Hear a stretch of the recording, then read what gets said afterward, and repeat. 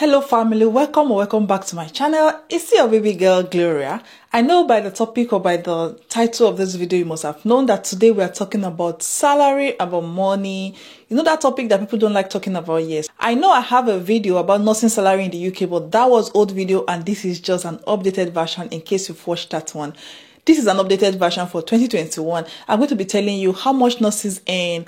Remember, first thing to consider is the factor that determines how much you're going to be earning in the UK depend on if you're working in NHS, in private care homes as agency nurses. At the end of the day, we are all nurses, and knowing what you're going to be earning before taking that bold step of moving abroad or moving to the UK is very important. It is not just for those who are trying to move to the UK.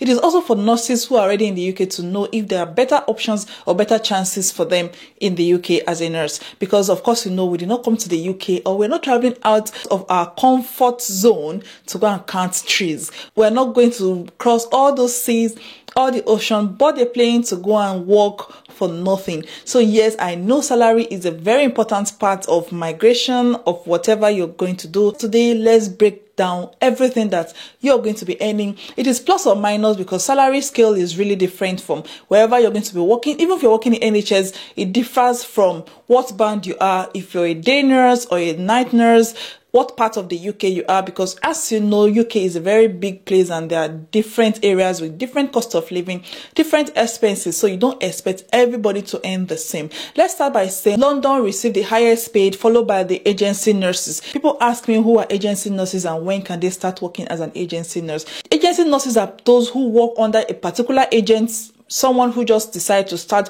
getting nurses. They gather few nurses who are already in the country, and what they do is just post them to places where nurses are needed. Because as you know, nurses are in high demand in the UK, so it is not possible for some companies to be able to get enough nurses to cover them. So they need to go to the agencies, and those agencies are real, they are well known, they are licensed, they are registered to give nurses to those hospitals or those care homes that may need nurses. So agency nurses can decide when they want to work. It's not like when you're working full-time.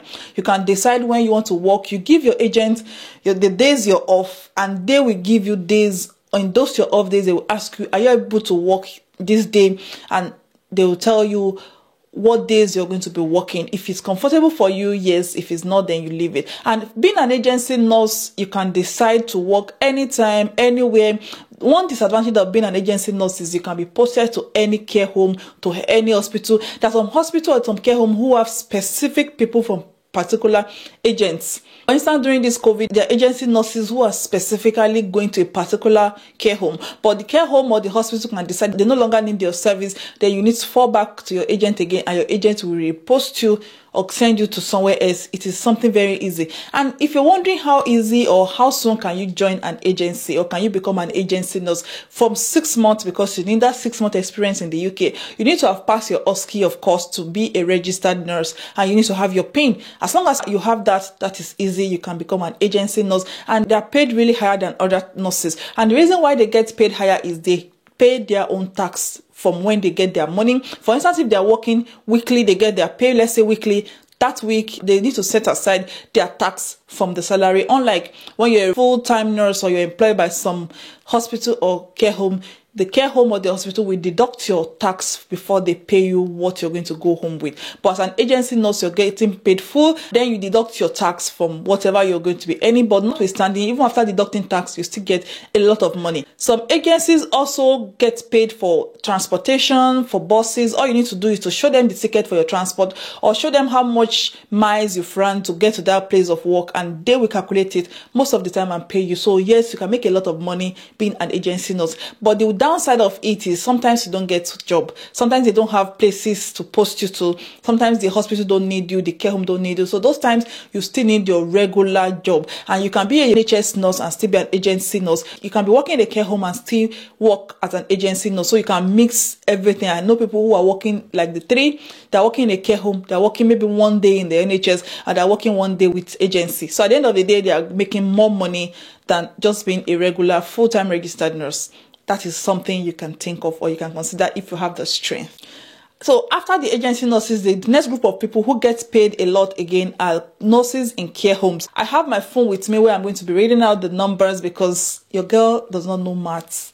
I don't know anything about maths. I know money, but I don't know maths. So I'm going to be checking my phone. I'll be looking down at my phone to tell you those figures so I don't make mistakes. With the NHS nurses, their pay scale is based on agenda for change banding 5 to 8. 5 being the newly qualified and 8 being the matrons, the ones who are on the top, or guy at the top. But we're not going to be concentrating on those ones because by the time you get to that level, you already know a lot in the country. So let's start from where you're going to be starting. You can start also, especially in NHS, as a band 3, band 4 before you have your PIN, which is just few months.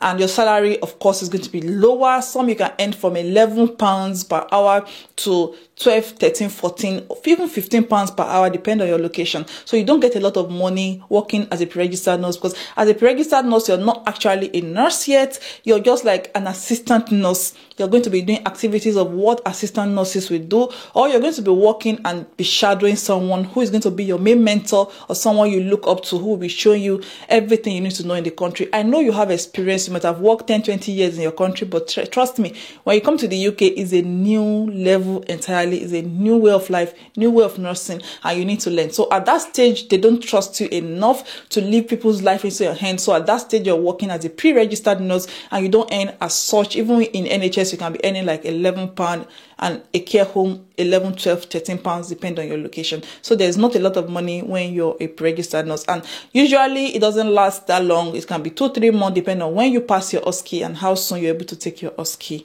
An NHS nurse who is starting from band 5 can earn about 1,500 to 1,800, even up to 2,000 a month. That is a band 5 just starting, you're just new, and that is where you're supposed to start. Once you're registered, you're starting as a band 5, no matter your years of experience in your country. So if you're working in the NHS and you're on band 5, you're expected to go home with between 1,500 to 1,800 and up to 2,000 a month. That is about 24 to 30,000 a year annually. Then band 6, you're expected to be taking something from 31 to 37,000 per year. This is for the NHS nurses. And if you're in band 7, you're expected to be taking from 38,000 to 44,000. If you're in band 8, you're expected to be taking about 45,000 to 75,000. As a band 9 nurse, you can take up to even £100,000 a year. So the higher you go, the higher your income and the higher your tax, because the more you go up, the more your tax deduction will increase. I will make another video on deductions, everything we pay from our salary, because I know from now you're like, oh, this person is making a lot of money monthly and you think we are millionaires. Wait and watch my video on the cost of living in the UK, what I spend monthly. If you deduct that alone, you will need a lot of money. Then before you now talk of tax, talk of miscellaneous expenses, is a lot of money. One bottle water in the UK, small bottle water, 35 mils, is £1 and above, and that is about 500 naira in Nigeria. So if you're thinking of the cost you're calculating in your currency, remember, even only one biscuit you can buy as much as £1 and above. So you see that the cost of living is just as high as the salary is high. So don't start calculating and thinking I'm a millionaire in case God wants to use you to bless me.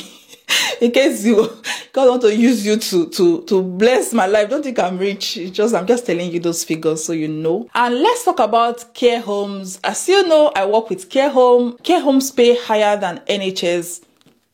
I don't know why.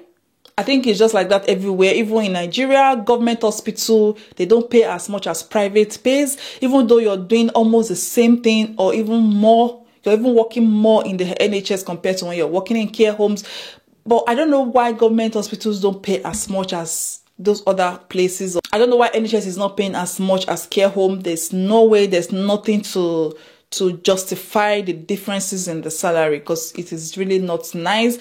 But what a care home nurse will get depend on the company. Different companies have their own different paying scale, and this amount sometimes are not negotiable. It is in your contract. Whatever they offer you is what they're offering the next person. So you don't need to like bargain to say, can you add something? No, it is what they pay me. That's what they pay my colleague who are all in the same band as I am, or who are just new or immigrants. And what they pay you as an immigrant is what they will pay somebody who is local or who is from the UK, who is a citizen. So there's no There's no discrimination about that. There's no partiality. You all earn the same if you're on the same band, if you're in the same company. So some companies, they pay about £15, while some pay 16, 17, 18, even up to 20 and above if you're in London. So depending on what your company is paying per hour. So some company can pay from 15, 16. So I would say the good level will be from 15, 16 pounds. Anything lower than that, I don't think you should take that job. No matter where you're living in the UK, I think a care home standard should start from 15, 16. If you offer something less, I don't know. Except if you just want to come into the country, then you can change your job. But it shouldn't be less than 15, 16 pounds, I think, in the care home, not NHS. So from 15 up to 20 and even 23 pounds if you're in London. If you're in London, you can get paid. Even company is paying you 16 pounds in Northern Ireland or Scotland or Wales. That same company can be paying your colleague in London 18 up to 25 pounds because of the cost of living where they are or where you are. As a care home nurse, you can be earning from 26 to 37,000 pounds per year, up to 35 to 48,000 per year, depending on your hour. Some people are working 44 hours a week, while some are working 33 hours, 3 days a week, excluding your breaks. So if you're working 3 days a week, you can get maybe like 26 to 37,000. Why if you're working like 4 days a week, which is 44 hours excluding your break, you can get from 35 to 48,000. We're going to be talking about tax deduction, pension deduction, and even your company, usually they sponsor you, they can decide that you're going to be paying them a particular amount of money every month. All those deductions will come out of your salary before you even get your salary. And sometimes in a month, depending on how much you work, you can earn as much as 1,008 to 2,005 or 2,000 and above, depending on how many hours you work and if you're working extra shifts. Like I said in my previous video, and I'm still going to say just now, try to beat for as low work hour as possible, especially if you're not in the country yet, because signing a contract that you're going to be working 4 days a week or 5 days a week, every week you may get to the country and it will become a problem. My former job, I was working 12 hours daily, 4 days a week, every week. It was a lot. And my present job I took, because they are not the ones sponsoring me. This is my present job. I'm not contracted to them to, of course, I need to meet some hours for them to be able to sponsor my visa, to give me certificate of sponsorship. I'm still able to beat down my hours to what I think is suitable for me. And what I usually say is, if you come and you think you can take more hours, it's better for you to decide that when you're already in the country to take extra hours. Or if you have extra hour, use it as extra shifts. Because in that same work where you are, there shortage of nurses. So when you're off, you can take that as extra and you get higher pay. For instance, my present job, what you get paid is 1 time and a half if you're working extra hour. Let's say on my normal shifts, I earn 16 pounds per hour. And when I take extra shift, I'm going to be earning 1 time and a half. That is 16 pounds plus half of 16 is 8. So I'm going to be earning 16 plus 8. I don't know maths. 16, 17, 18, 19, 20, 21, 22. 23 pounds. So what I will get paid per hour will be 23 pounds per hour. And it's the same job. It's the same place of work, the same company. It's just me working, because it's extra, I get paid 1 time and a half. So I usually advise bargain for the lowest hours you can as much as possible. So you can use your extra hour to either do agency nurse, to do extra shift, and that will be higher pay. If I'm working as an agency nurse where I am, I know my colleague who are working as agency nurses and are taking 25 pounds per hour. Every hour. Compared to me that I'm taking, how much is it I'm taking? Whatever I'm taking is not as much as what they're taking as an agency nurse. So try to bid for lower contracted hours so you can use your extra time to work at, agency, extra shift. We did not come here to count house. We did not come here to count river. We have to make this money. That hustle must pay. So make sure you're wise. Make sure you're smart. Don't allow those figures to deceive you. Like I was saying in my other video, that I saw the figure. They said 44 hours every week, and I was excited because I saw the plenty figures, and I'm like, yes, I can do it. I can do it. Even 6 days a week, I can do it. But when you get into the job, that's when you really understand how tedious it is. So don't take too many hours if you can. If you're allowed to not take too many hours, take as few. I know you may not be able to take less than 3 days a week. It is still good.